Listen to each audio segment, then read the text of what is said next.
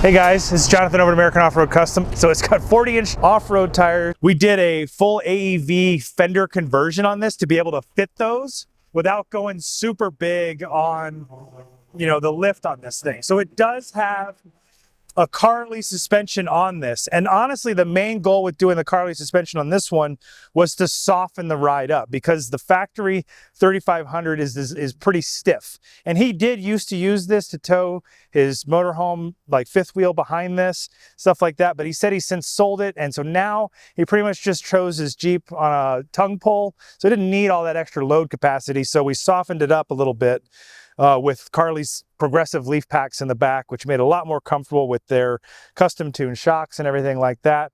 And then obviously for, some cool styling effects and being able to, play with this thing in the dirt if you want to, big 40-inch tires, the fender modifications to fit those.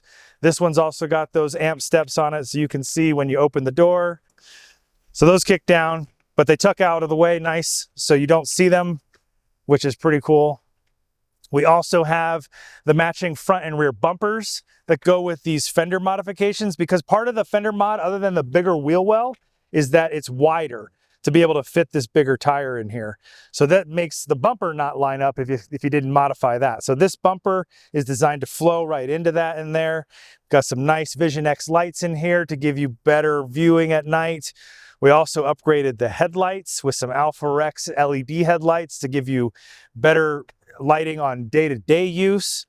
Also included a big monster 16,000-pound WARN winch in there. So this thing is very capable to pretty much handle whatever you might need to handle out there in the dirt. But on top of everything else, besides all the cool upgrades, all this stuff, we can do all the mechanical work on these. So like if this diesel needed a new turbo or needed injectors or needed anything like that as far as the repairs and maintenance go to keep this thing running at its best, we can handle all that stuff as well. So make sure you hit us up if you need anything and you got a big truck that you want us to work on.